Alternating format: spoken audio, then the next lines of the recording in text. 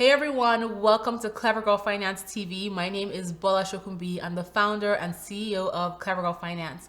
I'm also the author of the new book, Clever Girl Finance, the Side Hustle Guide, Build a Successful Side Hustle and Increase Your Income. And in today's video, I'm going to be talking about just that, how to increase your income by leveraging hobbies that you already do to earn money. And I'm going to be going over 15 hobbies that you can consider if you already do them, or you can try out to make you some real cash. We all have hobbies that we do, and we use them to develop skills, pass time, make friends, and they can be a great way, like I said, to make money. And when you make this money, you can leverage it to accelerating the achievement of your financial goals, whether it is paying off debt, saving money, investing, traveling, etc. So let's get into some of these side hustles that you can leverage to make some real cash.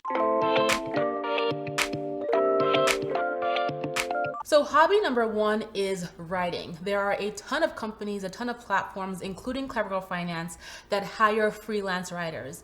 And so if writing is something that you love to do and you have a specific skill set or specific expertise in a topic, then freelance writing could be a great way for you to earn some extra income. You'll need to put together a portfolio and market your services, and you can do that on sites like ProBlogger, Upwork, or Fiverr. Hobby number two, website creation.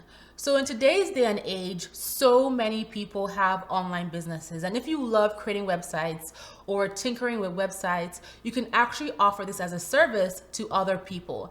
And learning how to build a website is something that you can teach yourself. You don't need a degree or certification in order to do it. And you can leverage websites like Shopify, Wix, or Squarespace that offer basic templates that you can customize for your clients. Hobby number three, blogging. And this is different from writing because when you are writing as a freelancer for other people's businesses. However, when you're blogging, you make money a different way. So you create content for your own site on your own blog, and you can make money from affiliate revenue, ad revenue, and from your own products and services that you market on your blog. So if you love writing but you don't want to do freelance writing, then creating your own blog is a great way to monetize. However, you have to build a readership audience first in order to make money in the ways I just mentioned. If you'd like to learn more about how to make money blogging, we have a detailed post on the Clever Girl Finance blog that I will link below as well. Hobby number four, social media management. So if you love Instagram, you love Pinterest, etc., and you have your own accounts that you're constantly updating, then this is also a service that you can offer to so many other businesses that are looking for people to help them step up or manage their social media game. Hobby number five, personal shopping. If you love shopping, why not shop but spend other people's money and get them the things that they want? And personal shopping is not just about clothes. Many busy families, busy people are looking for people to help them with grocery shopping and all kinds of other shopping and even running errands. So think about personal shopping as a way to make money if shopping is already something that you like to do.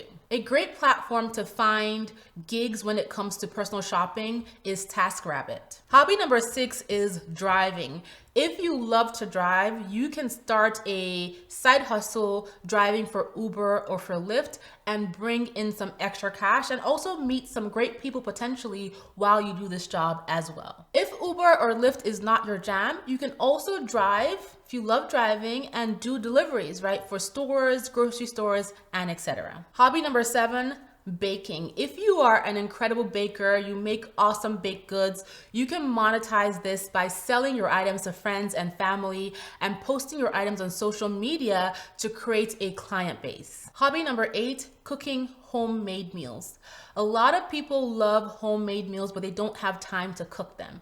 And so if you love cooking, you can definitely monetize this by offering your service to friends and family and building a client base based on meals that you can cook and also deliver to the people who want to buy from you. Number nine, dog walking. So if you have a dog that you take on daily walks and you live in a busy city or metropolitan area, then why not add on a few other dogs and make some money dog walking? And there are apps that you can set your hours and set your rates, and people can hire you to walk their dogs, and they include apps like Wag or Rover. Number 10, making YouTube videos.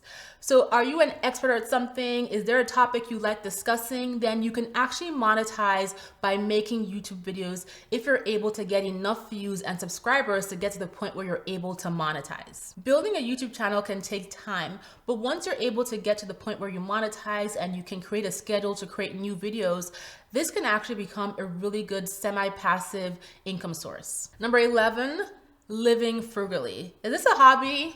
Maybe, it depends. It is in my book, because when you live frugally, it's all about aspiring to live on less, right?